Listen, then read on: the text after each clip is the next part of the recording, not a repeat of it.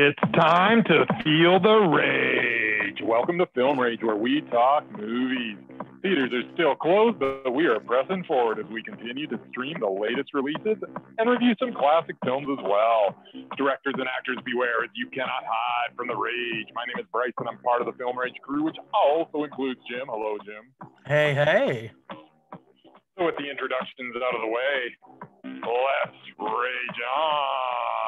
Well, this week on the podcast, we talk about new flicks to streaming.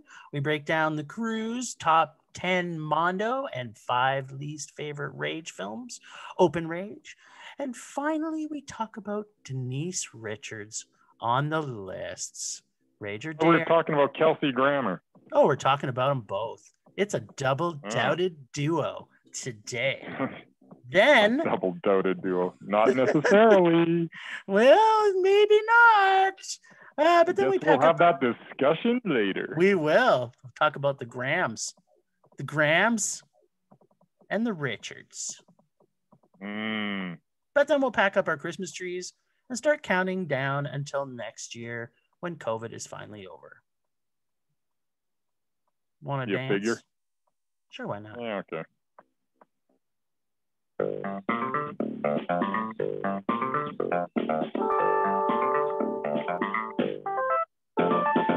Streaming. Motherfucking streaming. We've been just streaming and streaming and streaming and streaming. Streaming. Bryce, what have we been doing? We've been streaming. All right, which isn't such a bad thing when you get to watch movies like Ma Rainey's Black Bottom. It is on Netflix as we speak. Well, sir, Ma Rainey's Black Bottom is based on the August Wilson Pulitzer Prize winning play. It is a story of Ma and her band in a recording session in 1927. Viola Davis absolutely shines as the titular character, a blues singer whose personality may be even bigger than her singing voice. Chadwick Boseman portrays Levy, a young trumpet player with lofty aspirations. Levy comes across Levy comes across as naive at first, but as the story rolls along, we learn that there is so much more than meets the eye with this man. The layers to this character and the way that Boseman was able to reveal every layer through his execution was one of the best performances by a male lead this year. Not the best, but one of them. The rest of the cast was also stellar, with every cast member deflecting the spotlight back on the two lead actors. This was a very good supporting cast. There is an intensity to the film, as it is a microcosm of the time. Plus, we get to listen to some darn fine music. I am so glad that this play got turned into a film, as it means many more people will get to see this work. And I am even more glad that they cast Boseman and Viola Davis in the lead roles. This movie was Mondo. Okay, then. Well, I'm going to disagree with you a little bit. First off, it's very Broadway feeling all through it. I felt like I was watching the play right on Broadway. Yep. Biggest issue is I'm not a fan of films that feel like plays that may or may not be playing on Broadway. I am assuming it is very intentional, and the film style of the shots and the direction I feel are based on the era this film is. Started off with detriments because of 3 reasons. 1, it's a play that may or may not be playing on Broadway. Number 2, it's a period piece, which I am not a big fan of, although this is a biopic, which brings me to my next detriment. Number 3, it's a biopic. Now, the pluses on this film. It's one of those good biopics where it's not like a biopic as much as a one little segment from that person's life. It is. I would agree with you. Which are the best. I would also agree with you on that. The pluses, though, on this were A, Chadwick Boseman, Viola Davis, and Colman Domingo, who I also thought was freaking stellar. I can't say the first two without the second. I think Colman Domingo is brilliant in everything he does. I thought the ending, to me though, the ending was ruined. I thought it didn't really fit. I felt it fell off the rails at the very end. I feel it went too far and kind of destroyed the ending and was too extreme for what we had just been watching for the previous 30 minutes. Gets great characters, acting, great in a movie that was meh. As a play, it may have been better if I saw it on Broadway, or maybe not on Broadway. But no, I really do not like movies that are made into plays. I know what you're saying, that it's valuable because people will now get to see this play. Glenn Ross. Yeah, but it wasn't okay.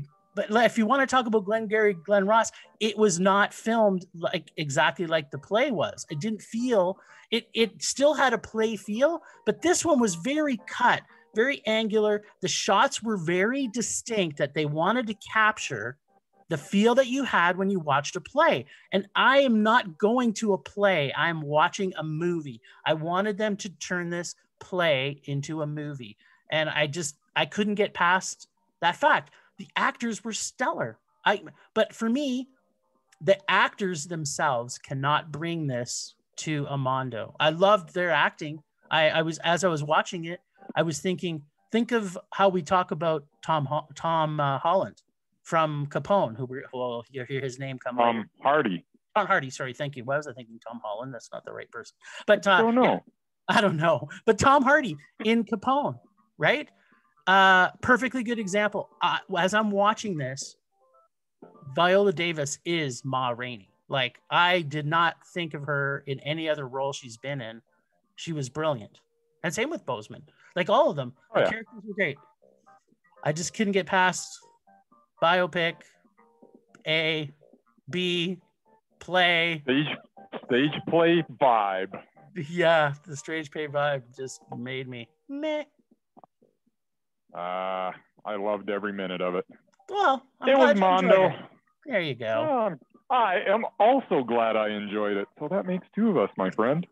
Well, I wish I enjoyed it more, but there we go. Well, I also wish you enjoyed it more. I enjoyed the acting. That's what I'm going to say. All right. Well, let's talk. What else we see? We saw The Midnight Sky. Ooh, that's George Clooney. It is. This post-apocalyptic tale follows Augustine, a lonely scientist in the Arctic, as he races to stop Sully and her fellow astronauts from returning home to a mysterious global catastrophe, directed by none other than George Clooney. And the writers are a few people. And it stars George Clooney, Felicity Jones, and David Oyelowo? I can't try it. I don't know. Do you know what this last name is? Oyelowo? Oyelowo. Not bad. Oyelowo. So that was good. A dying George Clooney and a kid, aka CLF. We all know what that is. Alone on a planet. I'm 20 minutes in and I'm thinking I hate this film already. Let me see if I can predict anything that happens. It appears that Mr. Clooney spent time watching the movie The Martian, deciding to direct this film. Oh, definitely. Yeah. Now, fast forward to the end. But wait, aren't they at the North Pole? And George Clooney looks like Santa?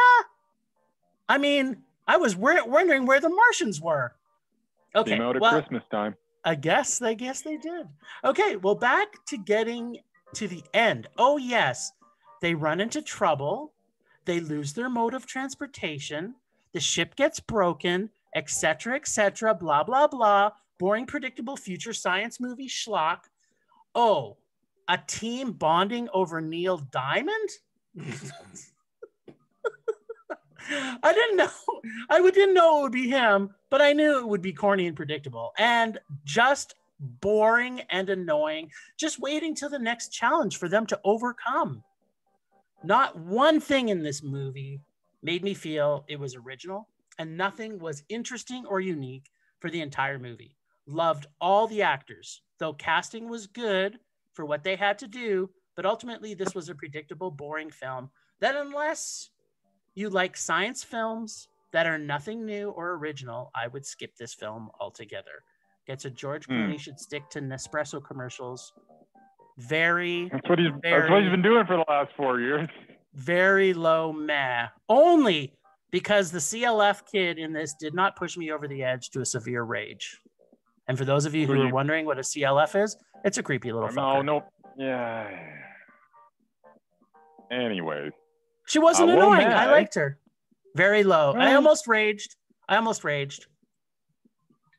But I didn't. Only because, like, if she would have annoyed me through the whole movie, it would have been a rage. But she was kind of an okay little actor. Yeah, no, she was good. So I like the scenes on Earth. I like the relationship between Augustine, played by Clooney, and Iris, played by Kaylin Springall. Spelled really weird, but apparently that's how you pronounce it. Anyways, the film looked good. The sound was good. It was well acted. Everyone involved was really, they were quite good in it with what they had to work with. Yeah. But the movie just failed to connect with me. There was a void between it and my ability to care about any of the characters. I know. I also hated, and I mean hated, the scene where Augustine falls through the ice into the freezing water for quite a time. Yeah. Which, quite honestly, should have killed him. Yes. Hypothermia should have set in, and he should have been dead. Oh, and that 100%. should have been the end of the movie. Yes, it should have. And to be honest, if it ended there, my feelings toward the movie would probably be about the same, but without the silliness of that scene, so it would have been even better. Maybe my expectations were too high with this one, with Clooney returning to the screen after like 4 years. Of Nespresso commercials? After 4 years, this is the best Clooney could do. This was a disappointing rage. Oh, snap. See, I was a little generous on that one, and you were a little generous on Ma Rainey.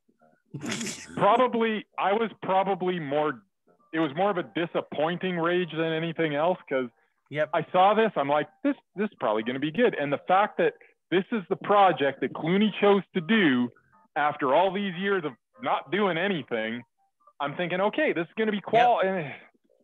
It was not good. And I'd like to say, at the end of the movie, my wife turned to me and she said, "Really, Jorge? Really?" Yeah, that about sums it up. Let's end it with that. Well, if you thought that made you rage, I think this one's going to make you rage even more. It's possible. Let's talk about the VOD for the week. We had a choice. Okay, so let's just let everybody know here that we did have a choice to see a few VODs. We could have seen Witches, which I refused to see, by the way. We could have seen. There was a few other ones that came out that I don't want to see. I can't even remember them all. But it was just like a big batch dump to us. Mm-hmm. Right? Like there was a few. Right.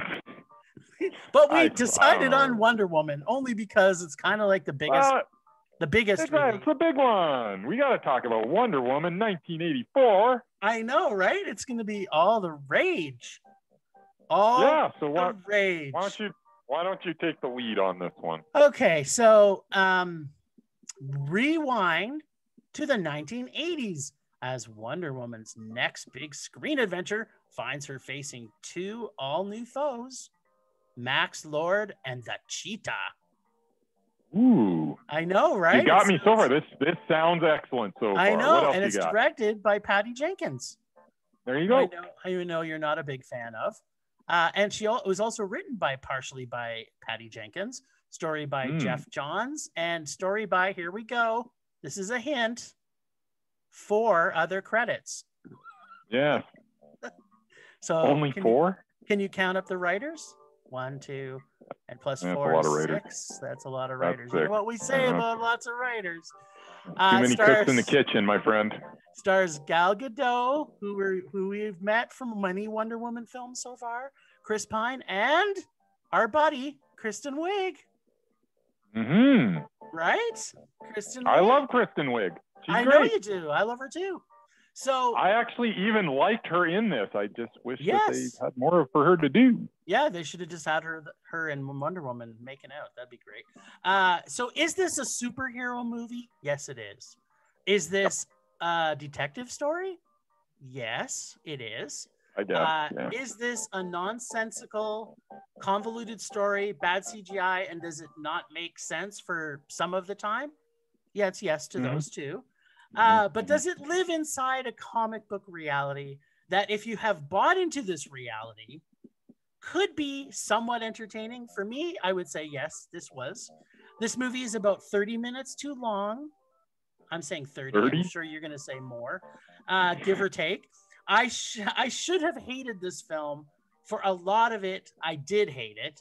But Kristen Wiig is the villain, and Gal Gadot, because she's just one of the most beautiful people ever captured on film.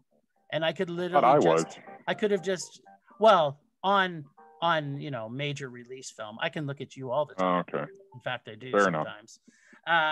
So I ask myself often, when I see superhero films these days, do I ever want to watch this movie again? And especially with superhero movies. And most of them these days, it's probably not. And this is one in particular that I felt the same way. After watching it, I was like, I never want to see this movie again, which is kind of sad. But I'm thinking that about superhero films in general, which basically, predicted nothing new. This film was nothing new. Should probably be a huge rage. And I've been debating on this because I did like some of the things in it.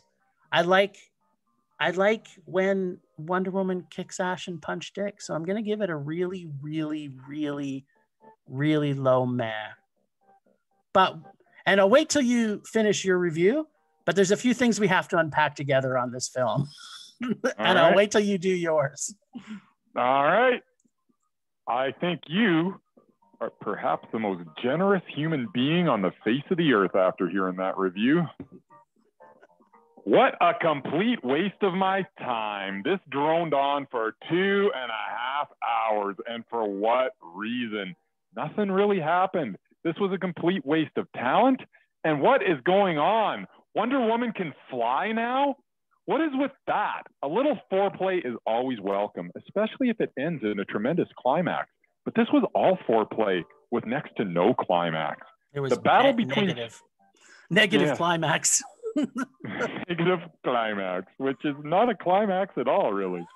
The battle between Cheetah and Wonder Woman ended so abruptly, I was literally thinking to myself, that cannot be it. But it was. The true nemesis in this movie, Max Lord, was overly cartoonish in a comic book movie, and that's hard to do. I know Pedro Pascal can act.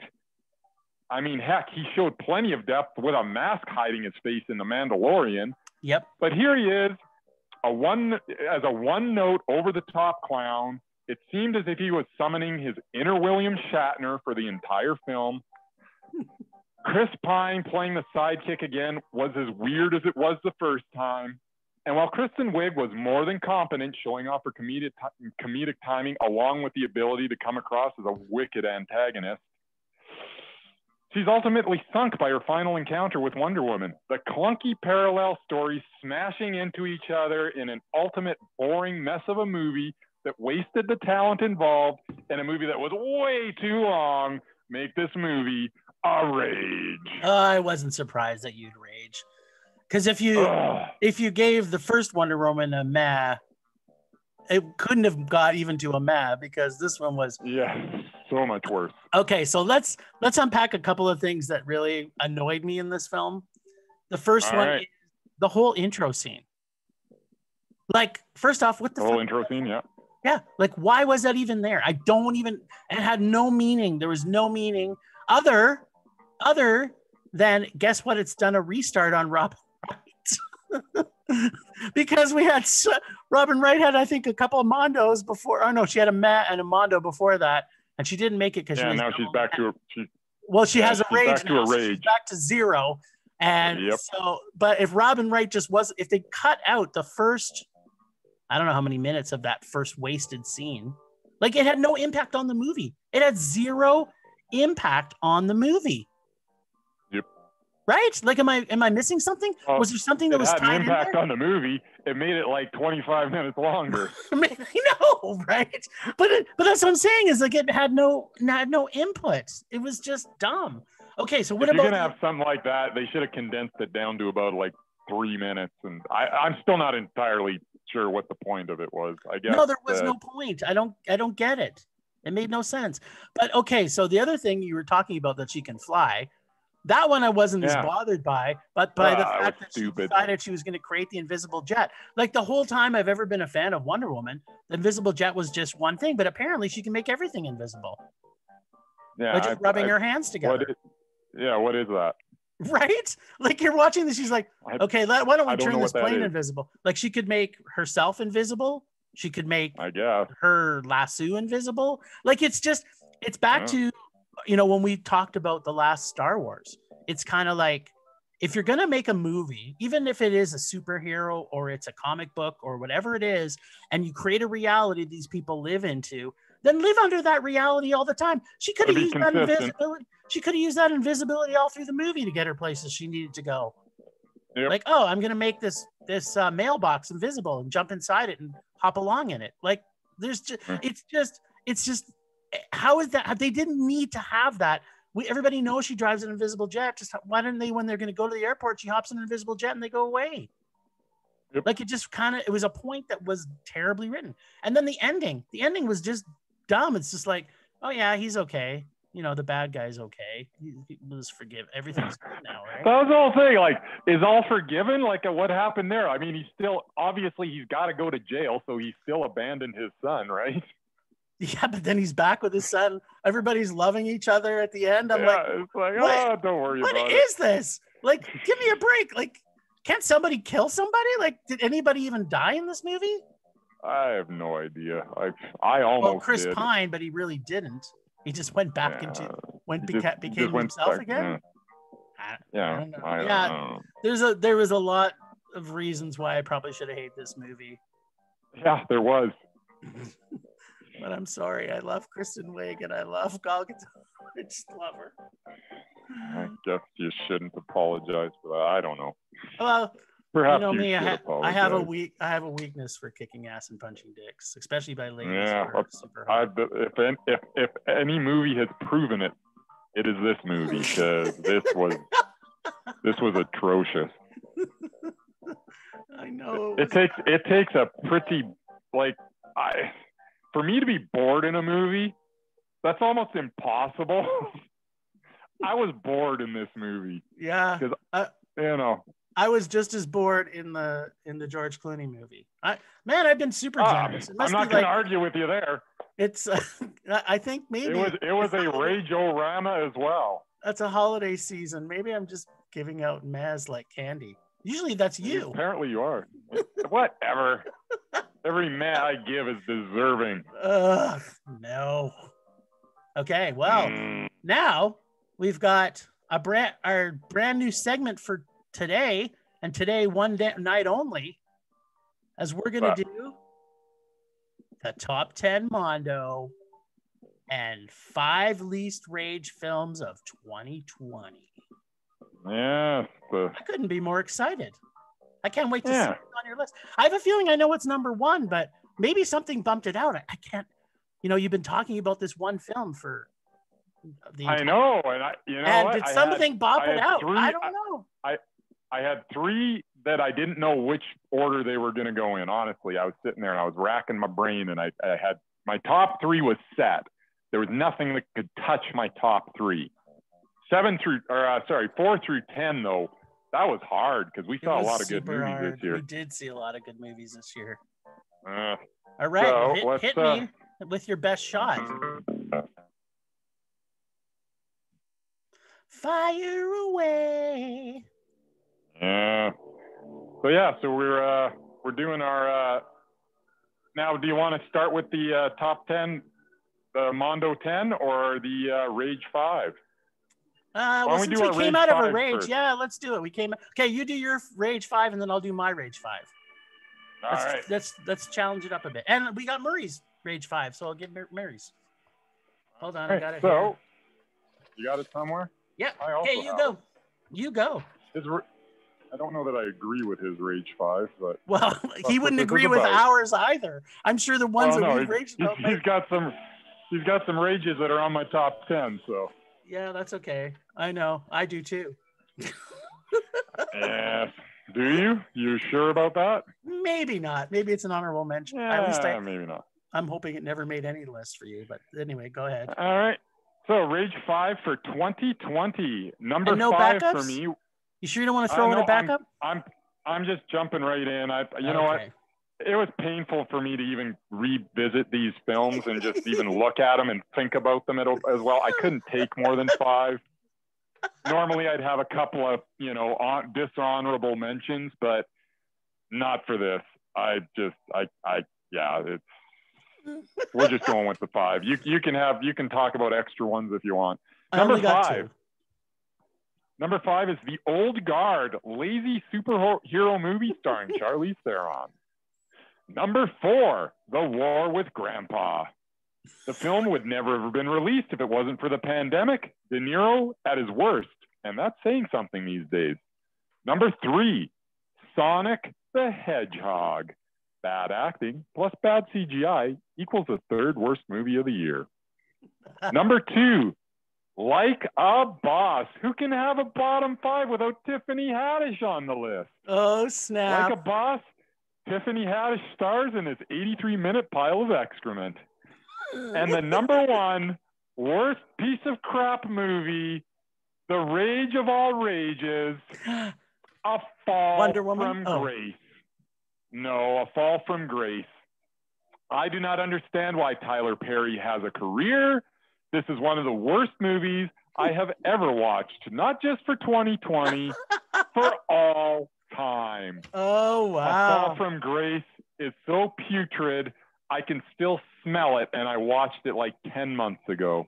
Wow. But wait a minute. Was that one from this year, 2020 or 2019? That was from this year. So we had a Tiffany Haddish and a Tyler Perry in your top 5. I love it. They're number 1 and 2. Where else could they be? If we ever have a doubted Hall of Fame, these are the 2 people that are going in it, because they're not only like 8 movies back, they're like every movie that they've ever done is so bad that it's just mind-boggling. Yeah, I'm kind of respecting the game a little bit. I'm kind of thinking a little Ed Wood here. I tell you, I'm hoping someday we have a doubted Hall of Fame, because Tiffany Haddish on our deathbeds and Tyler Perry are like the first entrance into it. Okay, well, here's my top 5 rages of the year. So I got 2 runner-ups. Yep. Number 2 runner-up is Doolittle. Even Robert Downey could not save this terrible script.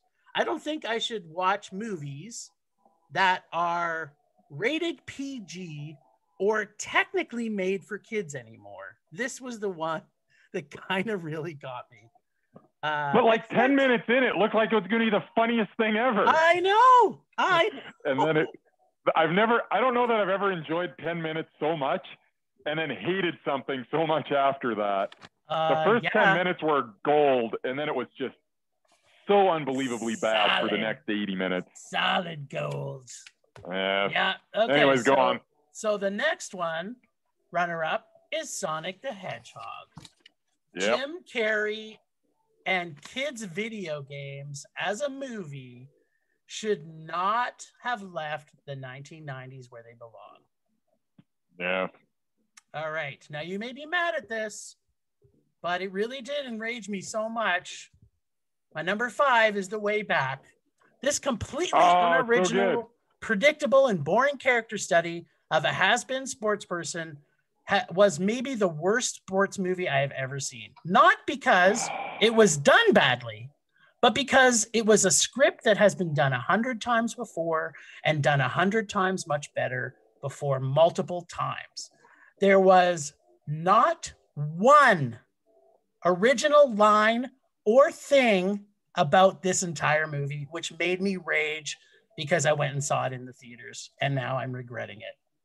I liked it a lot. I know you did. I hated it. And I see a hate more than you hated Wonder Woman. I'm absolutely positive of that because it made my top 5. I don't know about that. It made my top 5, and it didn't make fair it. Enough. Number 4 was a documentary that we saw called. Really? Yep, Portrayal. This is the worst. Was it Portrayal? Is that the right pronunciation? Or Portrait? Portrayal. Yeah, it was Portrayal. Oh, yes. Yeah. Yeah, this is the worst documentary I saw this year. So scripted and a topic that never should have ever got a feature-length film. It was so painful to watch. Number 3, Nose to Tail. This kitchen drama was so painful to watch. The main character, actor, along with the script was so unlikable that after watching it for 30 minutes, I thought, I can't take any more of this. It was bad. It was terrible. Number 2, Honest Thief. Liam Neeson needs to retire. Yes. And thank you, Bryce, for giving out Maz like candy. Otherwise, he would formally be on our doubted list and not just on my own personal doubted list. That movie was a rage, but I don't give out Mez like candy. Liam Neeson has made some pretty average movies lately. No, he's made rage-filled films like Made in Italy or whatever that terrible. No. Made in Italy was good. I liked it. No, it was awful. And you gave it Candy Man. Yeah. And let's my number 1. Honest Thief was awful. Number 1. Number 1 with a bullet. Yep. Can you guess which movie made me rage? And not ones that we had from the Rage or Dare bag, but one that we saw in theaters that I could, I pretty much talk about nonstop about it being so terrible. Really? I'm not sure. It was Invisible Man. Oh, yeah. Okay. Yeah. Okay. So I hate having to remember this film again, as I really wanted to try and forget that this ever existed. It was by far the worst film of this last year. Never have I seen a remake of a film that I was so looking forward to seeing and was so disappointed. Wasn't that the worst part? Yeah, it was. The fact that we were both so looking forward to this. And yes, could have been a new Universal monster movie craze. And it wasn't. So this is a perfect example of a horror film that spent so much time assuming that the people who were watching it were idiots and so little time making a creative and original film. Everything was predictable and contrived, and I have never felt so angry watching a film as I was watching this one. I literally was shuffling in my seat, uneasy, the whole time as this rage was brewing as I watched this film. Want to discuss this film with me? I am happy to break down every single stupid thing in this film that did not add one bit of suspense. You did not need to ever use your mind through this entire film, as the director assumed you were stupid and went to great pains to over-explain and foreshadow everything. So obviously, it was not a surprise when it came later in the film. But ask yourself this. If you say you like this film, what was the couple's dog doing for the entire time that the guy was supposedly missing? That's all I want to say about that. That was just one perfect piece of the puzzle.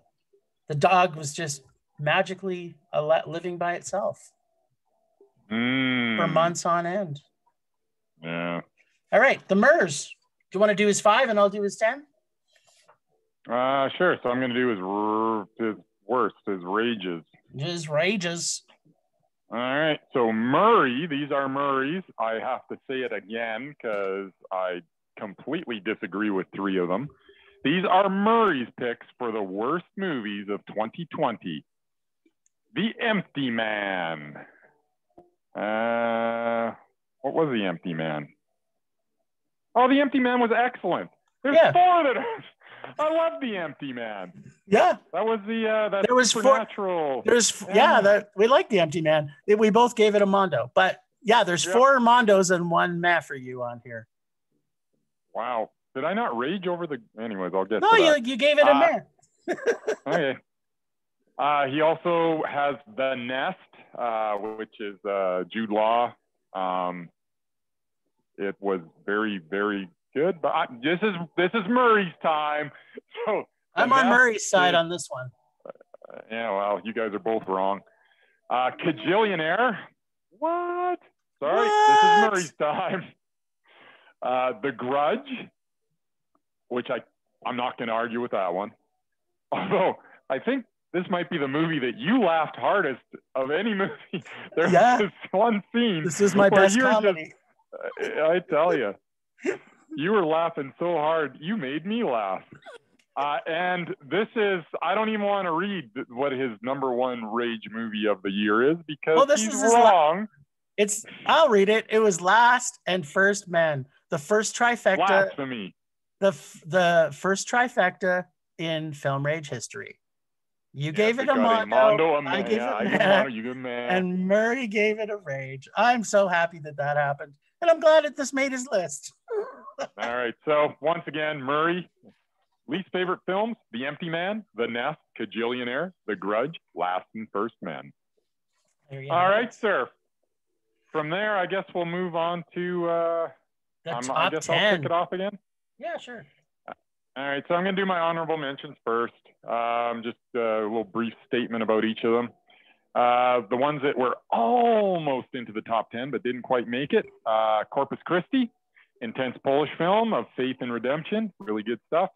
First Cow, it's a different type of Western, also a very good movie. VHS, the hardest I have laughed in years. Painting with I thought Joan that might have made your top 10. Yeah, Painting with Joan made me laugh so hard it literally hurt. I was in pain. I was laughing. It was so your hard. grudge. It was your grudge. Yeah. and these last 2, I can't believe neither of them. I mean, this must have been a heck of a year if these 2 didn't make my top 10. It was. Kala Azar, which was is a stunning and unforgettable, and Climate of the Hunter, which was a Mickey Reese masterpiece. I am begging if anybody can convince Mickey Reese to make a box set of, because you can't find his films, at least I'm having a hard time. If you can make a Mickey Reese box set, I will buy it. I love it. I think you should contact Climate of the Hunter, I want to see anything that this guy's made, because Climate of the Hunter was genius. And by the way, it actually just got a pretty big release recently. Mm-hmm. And it's been getting good reviews on the old circuit. People are actually, they're digging this movie. You know, you can always find a positive review from anybody. I mean, look at this. You just rated this a good movie. Yes. Not a good movie. A great movie. It was a meh. Not quite top 10. I couldn't bounce Charlie Kaufman out of my top 10 because that was what was going to happen.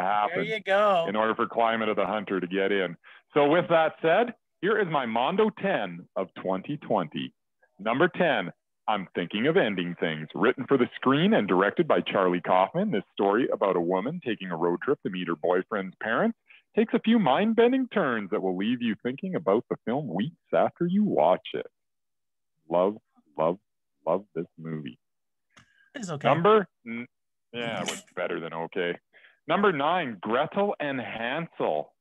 One of the best looking films of the year, along with perhaps the best musical score by Rob. Yes, Director Rob.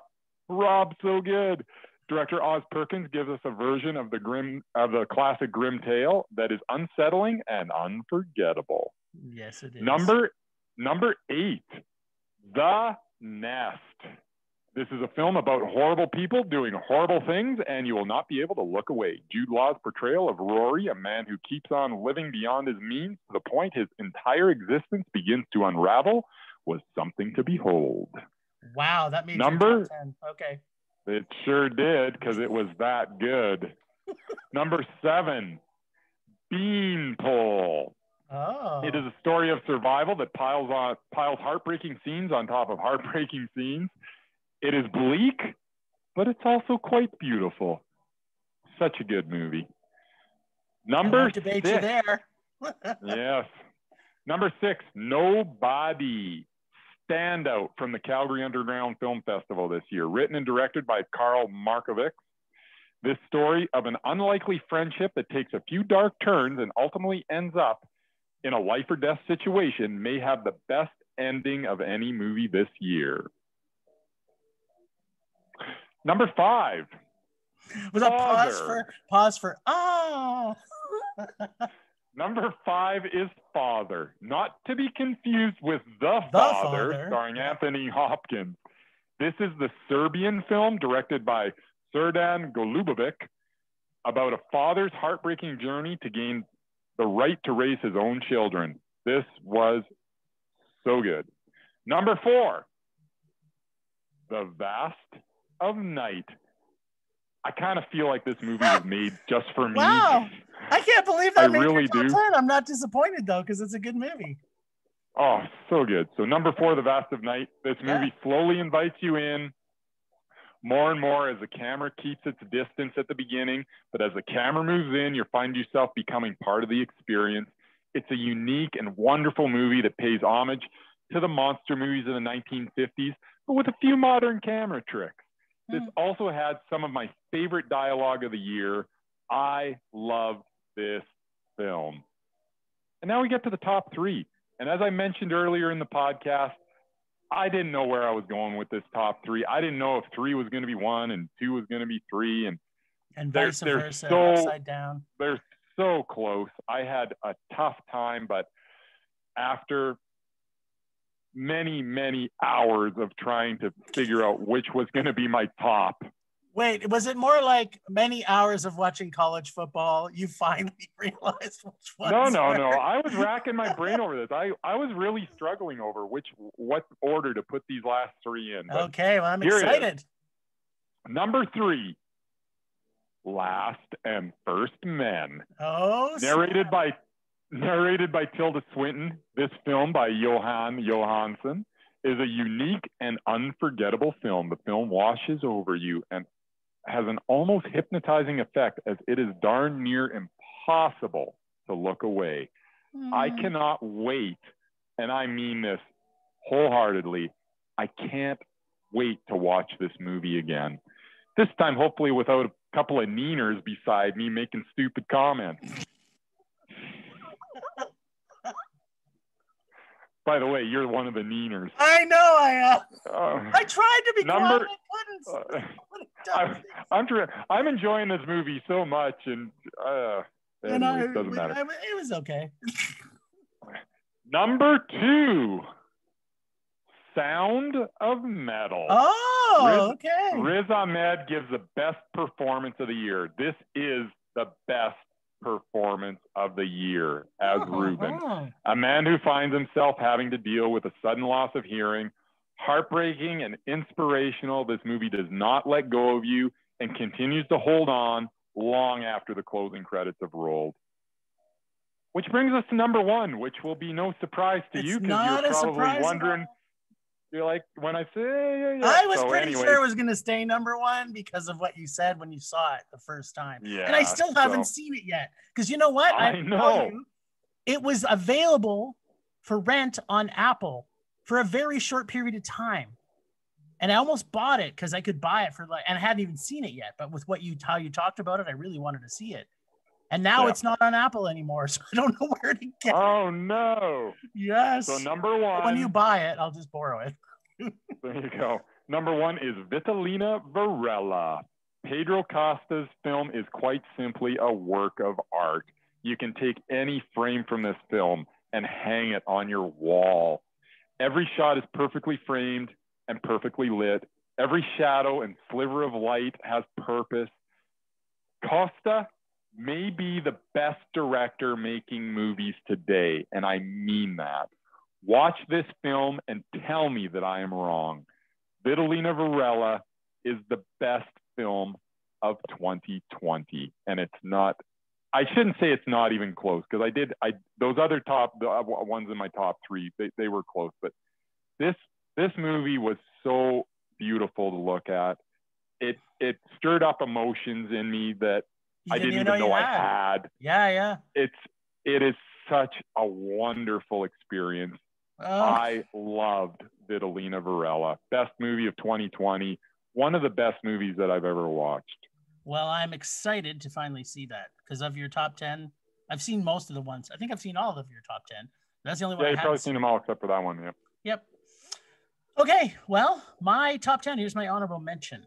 And some of these didn't even get to Mondo for you, but that's okay. It shows, but I know you didn't mind some of them. So, my number 5 honorable mention goes to A White, White Day, Iceland's visual and character development masterpiece. Oh, and did I mention much about the cinematography, which was awesome? Yes, and it was. And the fact that it could create a home that is also a character. I mean, wasn't that awesome? I know, right? Like I'm a huge character-driven person, and this movie was all character all the time. I loved it. Number 4 was Capone. Tom Hardy is a god, and this movie proves it. Yep. Number 3, Possessor. Baby Cronenberg, in this horror director from Canada, you will want to watch for the future and beyond. Number 2 is Mank. Actors, characters, and atmosphere. Oh my. Number 1. Also, I think we saw this at Calgary International Film Fest. Supernova 2020. So good. Polish real-time car wreck that blew my mind and was nothing I expected it to be. And I was so pleasantly surprised. That was one of the best real-time movies that I think I've ever seen. I don't think I've seen it. It was fantastic. And the characters in it, all of them, even the subtle little tiny things about the peripheral characters were so well defined. I mean, this is the thing actually. And before I go into my top 10, I'm the character guy and you are the visual guy. That's the way I think when we see a film, like you're breaking down all the visuals and how that interacts. And I'm looking at the character development. I know we both look at both these things. We both have, absolutely. I think for us, what drives us more is characters will drive me further than it might drive you. And I think the visuals of a film will drive you way further than it would me. If I don't see the character, I might not be as in love with it. So yeah, sometimes I'm happy to look at something pretty for 2 hours. Yeah, exactly. And I need the pretty things to be developed in a character. like for example, White White Day. So my number 10 is, and I own the soundtrack, I still listen to it every other day, We Are Little Zombies. Nice. Probably the best version of Annie that's ever been produced. That's right. Want a movie about kids becoming friends after they become orphans? Well, have it made in Japan by the beautiful director Makoto Nagaisha. Nagaisha. I love every single thing about this CLF orphans coming to grips with their grief in a way that can only be done by a gifted Japanese director. Number 9, The Personal History of David Copperfield. This is the most BIPOC-friendly film ever created.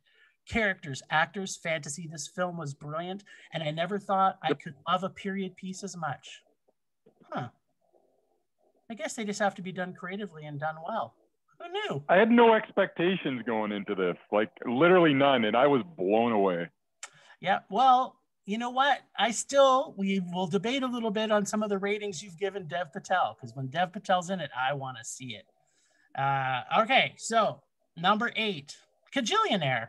Fucked up people in a world I never want to be a part of, but thought was created in a car crash of characters I could not look away from. Yep. Number 7, which also made your runner-ups, Corpus Christi. Polish director Jan Kamasa is quickly becoming one of my favorite international directors, including his other great film of this year, The Hater. Another great film with amazing character development, does a great job bringing a small town values and Catholic ideologies into a cinematic world that I actually never really wanted to see at first, but I'm so glad I did. Number 6, made it a little higher on my list, but it was on your top 10 too, and that's Gretel and Hansel. Osgood Jenkins' atmospheric and dialogue-heavy suspense horror that is well-written fairy tale of one of the most iconic tales in history. As everyone who listens to this podcast knows, I hate remakes, but this is not a remake. It is a brand new vision of horror and an adult fairy tale that has never been told before and is brilliant. Number 5, Arkansas. This drug mule film with one of the best written dialogue of any film ever written, including an amazing actor-director double team by Clark Duke. Loves me, this Clark Duke. I want to see more and more by him because I think he's just getting his sea legs. Number 4 is a doc, and it is Assassins. My favorite doc of this last year, this mind-blowing film about the murder of Kim Jong-un's brother brought me so much anger and relief in what was portrayed as one of the most evil trials that has ever happened. Number 3, our undoubted buddy Chris makes a film that takes you back and forth through time in what I am calling a perfect sci-fi action film and will continue to fuck with people's minds for years to come. Number 2, and this could be debated, but because I saw By the way, you should say the name of your number 3 just in case people don't know who Chris is. They don't know who Chris is. Yeah, thanks. It's Tenet. Of course it is. Of course it is. Now this one we could debate because I think it might have been released in December of last year, but because it went over into January, I'm calling it's from this year, and that's 1917. Fair enough. Visual brilliance, this journey of two friends through Sam Mendes' First World War, I don't even know how I can pronounce my own word. Cinematographic masterpiece is a real-time journey. I know. I want to see again and again, and have done so many times since, and on different size screens. But the best was on IMAX, and that's where you should see all films that with this type of visual. And my number 1, which is also in one of your lists somewhere, and that's Beanpole. By far my favorite film of the year. This Russian dramatic portrayal of two friends who survived the war together and brought emotion and more emotion, followed by character development. And did I mention emotion? Yeah, because there was a lot of emotion. Because it brought that to the nth degree of any film I saw last year. This is a character-driven film, and it is my favorite film of the year. That is Beanpole. Thank you, Russia. Absolutely. All right, well, let's break down Murs real quick. I'll do the top. I'll do this. I don't think his are in any order. So his top. It's a hodgepodge. I'll do 5, and then you can finish with the other 5. Sure. So and this is not in order. He didn't pick this as this is number 1, 2. So they're just 10 of Murray's favorite films from last year. Number 1 on the list is 1917. Number 2 was The Gentleman. Number 3 was Birds of Prey. Number 4 was Unhinged. And number 5 was Come Play. Wow. Yeah. Did you make me do this next 5 because you knew what the first one was going to be? Yes, exactly. That's why. I just wanted you to say it. The remaining 5, and let me be clear, this is Murray's remaining 5 of the best of the year. The War with Grandpa. Not going to say anything. No, you're not. The last Shift, which I agree was very good. Becky, which was also very good. On the Rocks, Bill Murray, how can you go wrong? Very entertaining. And Eat Wheaties. Hey, I got no problem with that. Yeah, well, you shouldn't have a problem because it's Murray's mind, and that is a joy to behold. Okay. Woo, I love making lists, and this list There's some good films. Yeah. And I have a feeling a lot of people that may listen to our show, or maybe don't listen to our show, maybe should listen to our show because these films are not everywhere. So you got to hunt for them. Yeah. All right. We're running a little hot here today. My rage is going to be real quick. Your rage is going to be real quick. Oh, yeah. Really? Yeah. Well, sir, that being said... It was going to be quick. It was going to be quick, but then somebody's asleep at the controls here. We got to fire our producer. Yeah, well, he's our actual producer's on hiatus. Temperature rising. Vision blurring. Rage taking over. So, my rage is going to be real simple. This new normal of video on demand and streaming releases could be the death of cinema. And when you start to hear, not that I'm disagreeing with this necessary opinion, but some of the directors are now actually, and particular Patty Jenkins was known to have said that if she had known that they were going to release Wonder Woman 84 on streaming and VOD, she never would have directed it. Which, by the case of Bryce, he probably doesn't matter with that because he was probably hoping that it wasn't directed. But no, I respect that take on it because yes, absolutely, that should be everybody's take. I do too, actually. I wish that was everybody's take. So I got a lot of respect for Patty and her thoughts around it. What I don't have a lot of respect for is the people that are building this buzz that, oh well, we don't need cinemas. We need to just get these movies faster into our hot little hands, pay $30 at home and watch new releases on my 55-inch screen instead of the IMAX screen, which I never would have seen 1917 on, which is, I don't even know how big an IMAX screen is, but I'm sure as hell glad I saw it on an IMAX screen because I have seen it on my 55-inch at home. And of course, I'm still going to buy my 85-inch.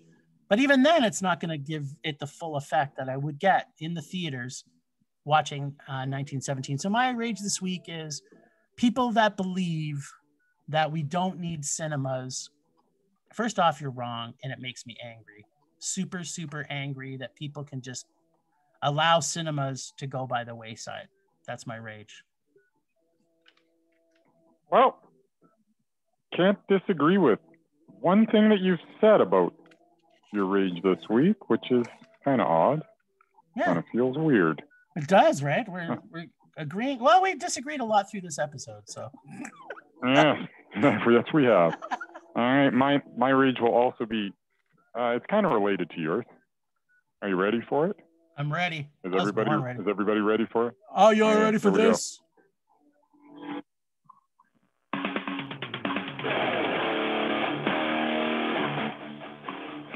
My rage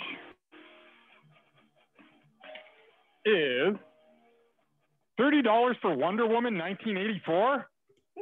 That's my rage. But wait. Rage.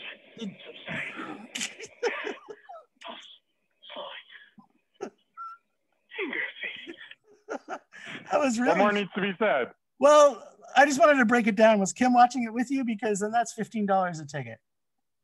Yeah, whatever.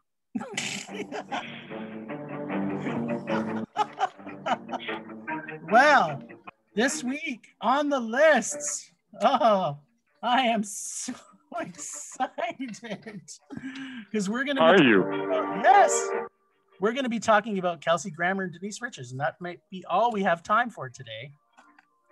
So let's talk about Kelsey first, because you said that we may have a debate here. Now, What? I know that Baby, Baby, Baby was one of our films we had to see.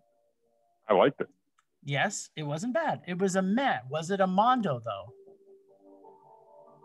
Was it a Mondo? No, it wasn't a Mondo. It was There meh. you go. It was good, though. I liked it. I'm glad I watched it.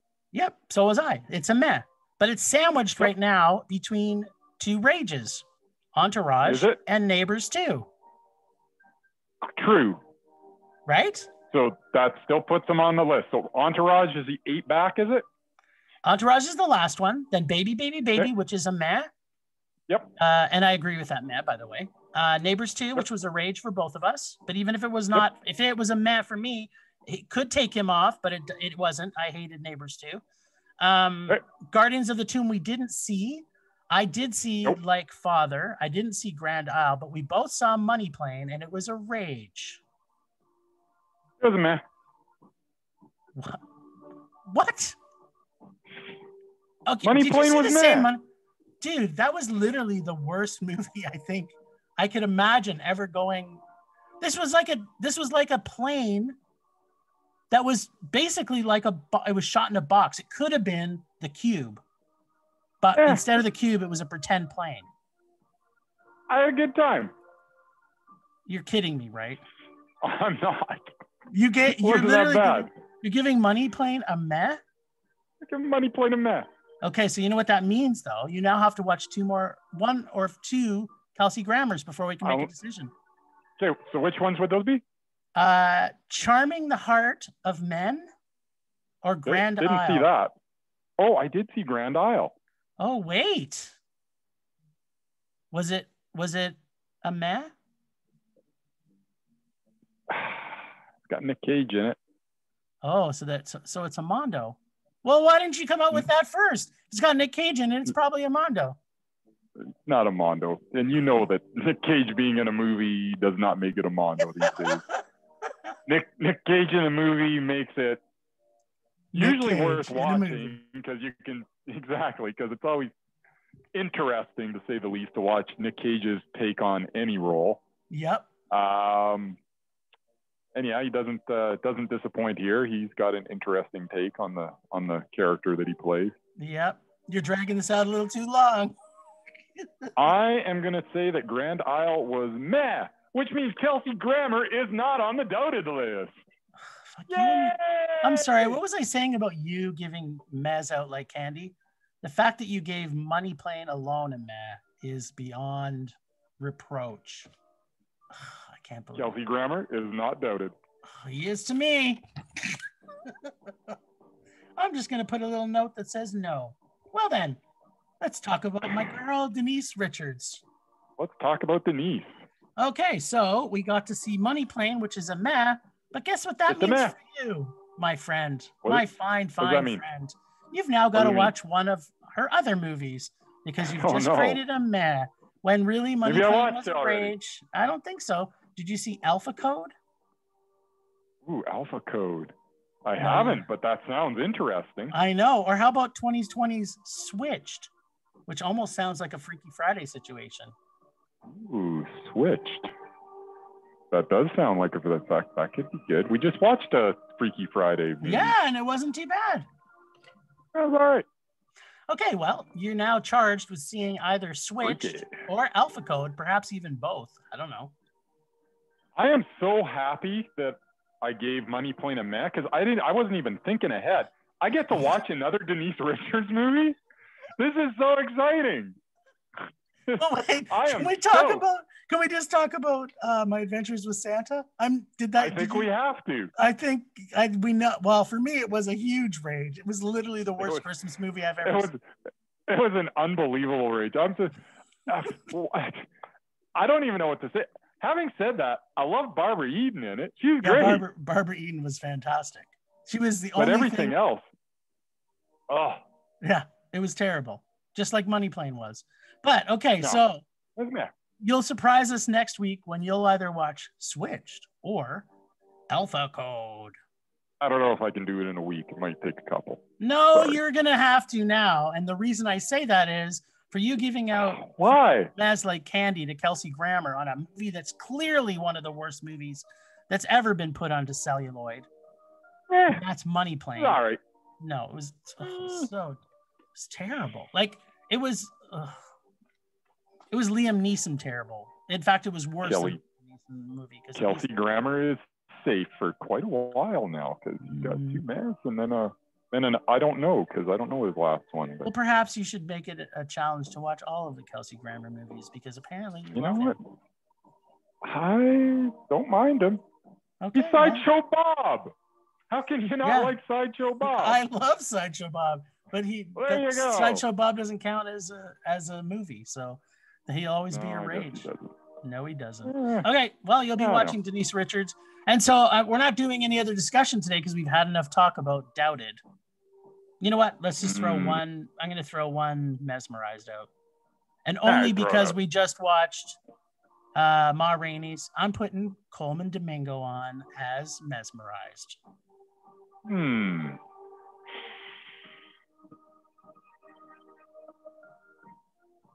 I don't even know why I'm thinking about it. Yes, he's mesmerizing. Of course he is. Don't be so kooky. Okay, let's move on. We're eating up time like it's candies made out of mez. Delicious.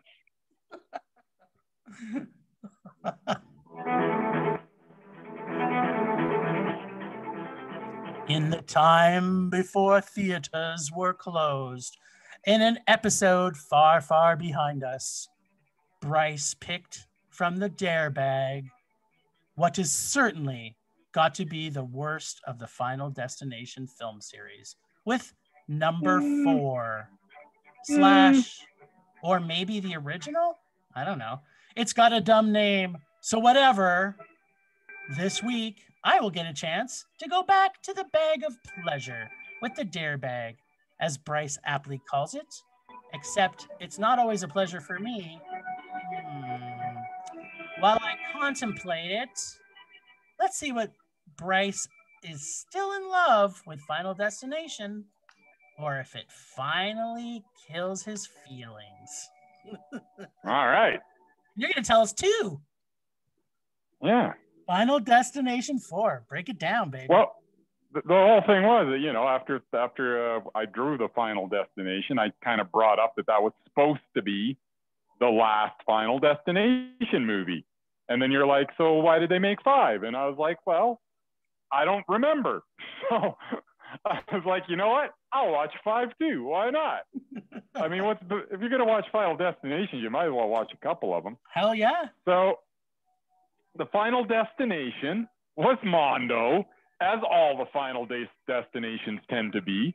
The anticipation of the inevitable deaths are almost as fun as the inventive ways that the characters meet their demise. This particular Final Destination had the escalator scene, which was spectacular. The question came up, as I mentioned, was it necessary that we got Final Destination 5, as this 4th entry was supposed to wrap up the series? The answer is yes, as the Final Destination did not really have a satisfying conclusion. Final Destination 5, as a whole, was definitely the worst in the series. But it did have the best ending, as it found a way to tie all the films together with a satisfying end to the franchise. The film itself was a little frustrating, as they introduced the silly kill or be killed aspect of the story, which was completely unnecessary. And some of the CGI was not terrific. But the ending was Mondo.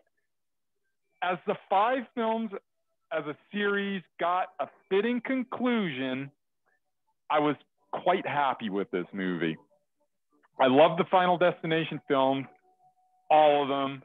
Such a good series. Thank you to whoever put this in the dare bag. No, I'm getting all confused.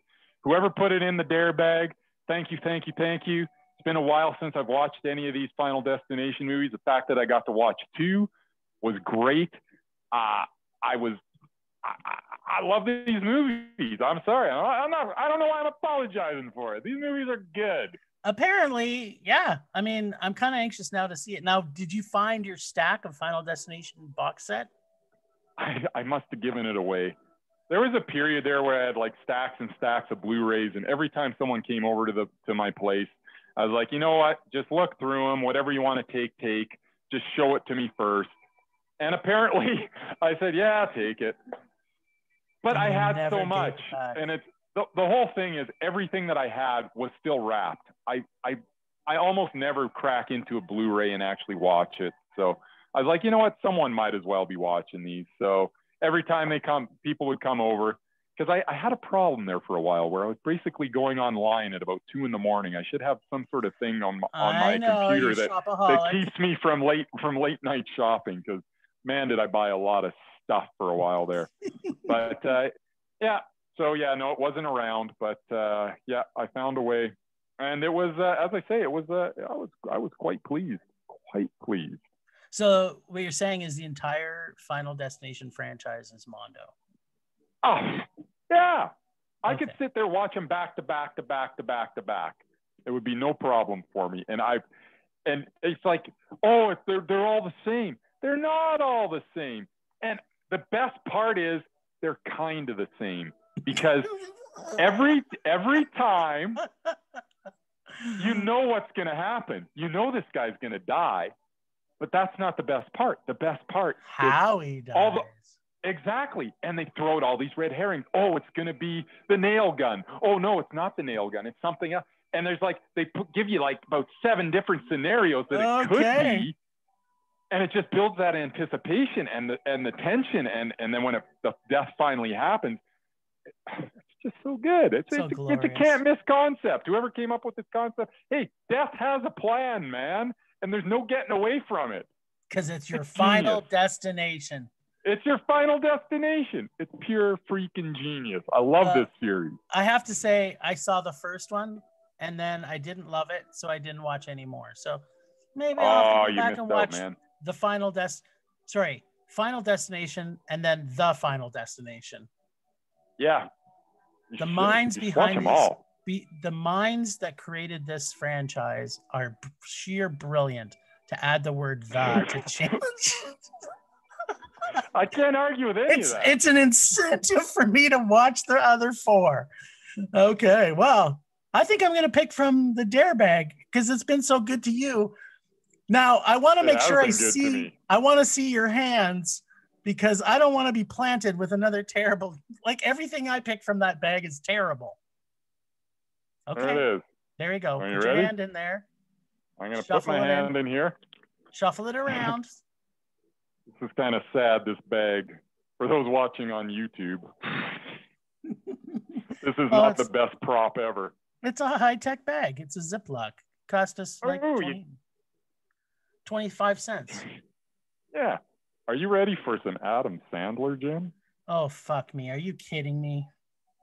Could you have picked a worse person for pull out of a bag?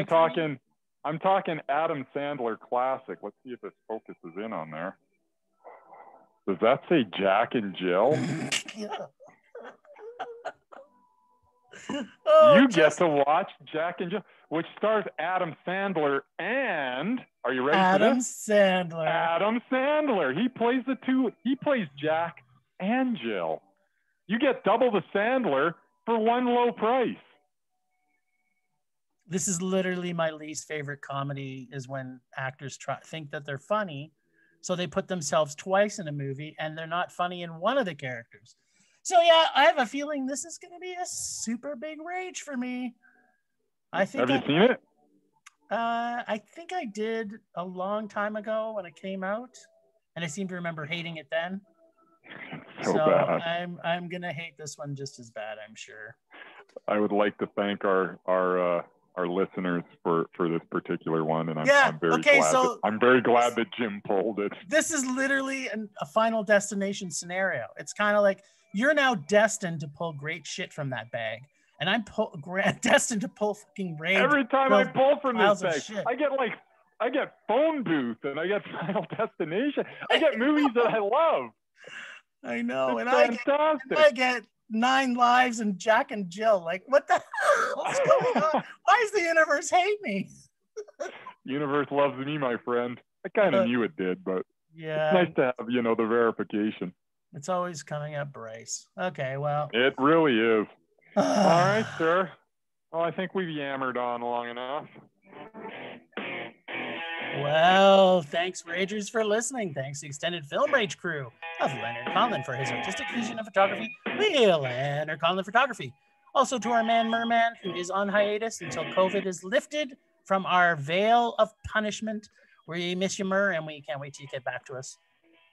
Listen to us on all the podcast streaming sites. Find us at Film Rage YYC on Twitter, Instagram, and Facebook, and on our website at filmrageyyc.com. We are always wanting your feedback to make this a raging blast for all listeners, so please go on social media, Apple Podcast, our website, and Podchaser, and give us feedback, or give us more Dare films for us to watch. Mostly me, because the rest of them are always good for Bryce. No matter what you do, though, please make us rage. Please. Please. That's it for this week. Rage on. Rage on.